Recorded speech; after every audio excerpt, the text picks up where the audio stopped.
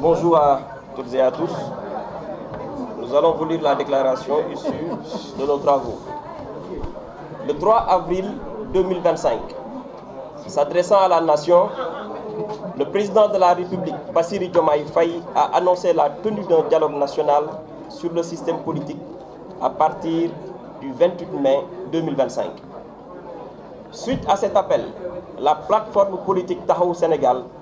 fidèle à son esprit de concertation et à sa tradition démocratique interne, a procédé à une consultation de ses instances de base. Dans cette dynamique, les structures des communes, des départements et de la diaspora ont engagé un débat démocratique à l'issue duquel elles ont exprimé leur position. Après avoir recueilli les positions des instances de base,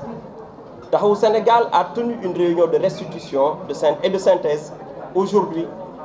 pour acter sa décision sur l'appel au dialogue national sur le système politique. Ce processus inclusif a donné lieu à une participation large, reflétant la vitalité du fonctionnement interne de notre organisation. Il en ressort que la majorité des structures consultées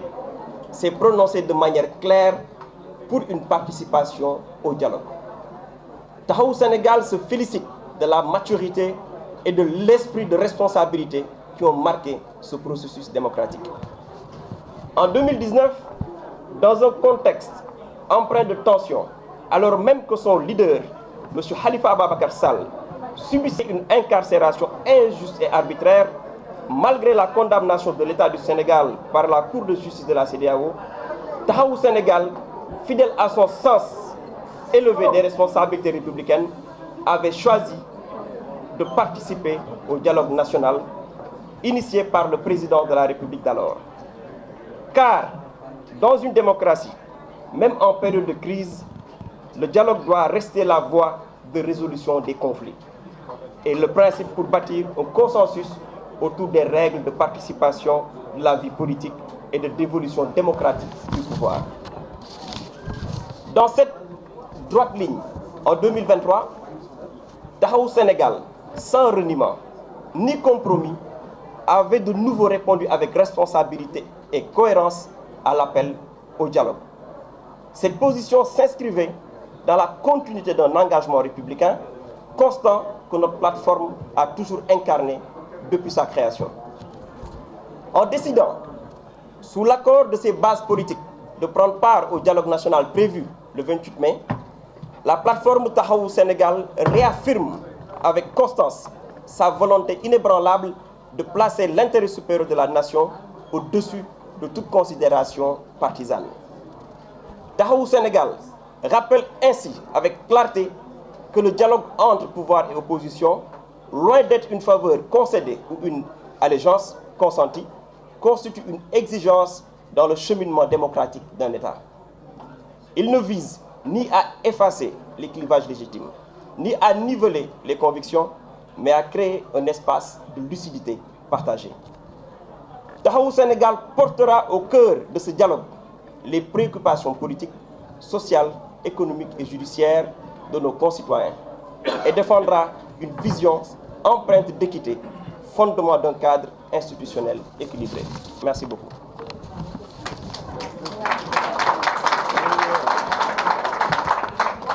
Alors, ma wax ne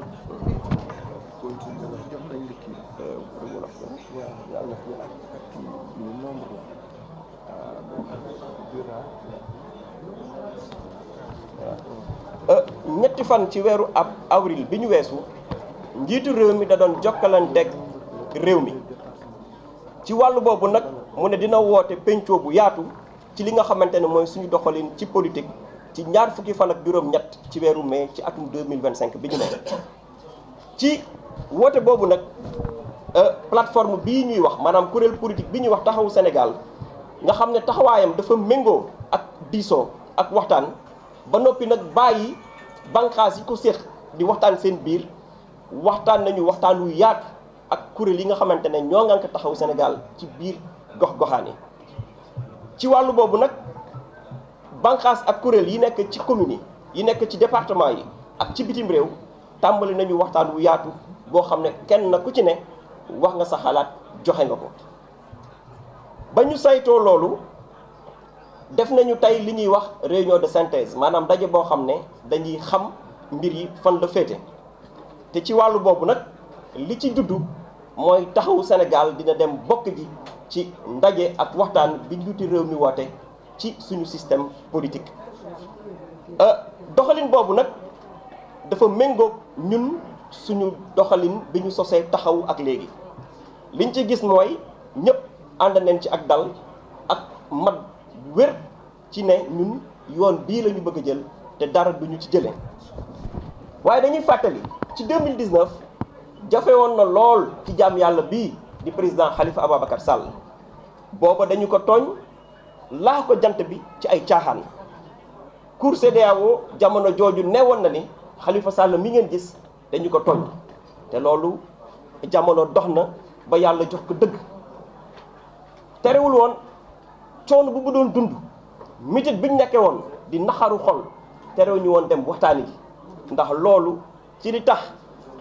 ñu sos taxawu Sénégal ci la bokk maanaam fépp fu ñuy pencoowe ak waxtaane jëmukaayu réew mi dañ fa war a am cër am fa kàddu ci li gën a gàtt maanaam at yi ñu weesu ci 2023 taxawu Sénégal daj na ci lu mburu dajul ci taal maanaam tuumaal nañ ñu sikkal nañ ñu xoxatal leen ñu lottal nañ suñu kuréel bi ñu yor waaye loolu yëngaluñu la ñu def mooy demaat waxtaan boo xam ne la mu jur muy ay jongante yu jur jàmm ci réew mi ndax lu dul jàmm moo ko gën te ci loolu la ñu xamee taxawu Sénégal bañ ko soseeg léegi. ndogal bi ñu jël nag ànd ak suñuy kuréel ci wàllu politique maanaam yi nga xamante ne ñoo ngànk taxawu Sénégal ci biir gox-goxaan yi jàpp nañu ne dañuy jël njëriñu réew mi féetale ko ci kaw waaye du ñu xool li neex Khalifa Sall def ko déedéet du ñu xool li neex Massamba wala Mademba ñu def ko déedéet waaye dañuy xool njëriñu réew mi ak ëllëgu réew mi yan taxawaay la si taxawu Sénégal war a am ñu ànd ci ak réew mi pour réewum Sénégal nekk réewum jàmm ak réewum naataange. ci wàllu boobu nag dañuy leeral ne dem dialogue du baare yëgoo dem dialogue du fa nga riigu woon ci ngëm-ngëm nga koy soppi déedéet dara soppakiwul ci suñu doxalin ci pencoo ci démocratie ak ci dox jàmm pour réew mi comme ni ñu ko waxee suñu jël benn kàddu mën a nekk ci jàmm waaye dañu jàpp ne bu ñu bëggee tabax am réew ci xel lañ koy waxtaane xel mu sell bu ñu bëggee defar ab dëkk ci waxtaan ak pencu ak diisoo foofu la jamono toll loolu la jamono laaj ndax fitna kenn ñaanul yàlla mu judd cim réew moo tax taxawu Sénégal ci njëlbeenu tànkam jàmm lay dox te jàmm lay dox ba incha allah yàlla di ko jox nguurum Sénégal. ci wàllu boobu nag dinañu ànd ak suñuy ñoñ lépp luy jafe-jafe bu askan wi di dund ci dundam bëccëg ak bëccëg lu askan wi di dund ci wàllu koom maanaam suñu tissu économique jafe-jafe ya ca ne suñu wàllu yoon maanaam le système judiciaire ak lépp lu làmboog tolof-tolof yu askan wi di daj taxawu Sénégal fas na yéene doon kàddub askan wi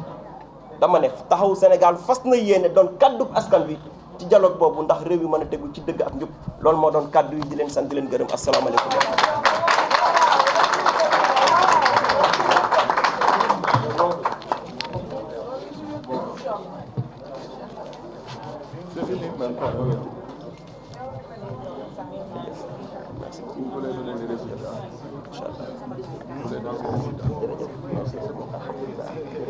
Bon, merci beaucoup. Comme on avait dit, il s'agissait d'une déclaration de presse. Remercier toute la presse de sa présence. Et comme l'a dit le président Khalifa Ababacar Sall, il reprendra la parole publique bientôt et on vous donne rendez-vous très prochainement, Inch'Allah. Merci beaucoup.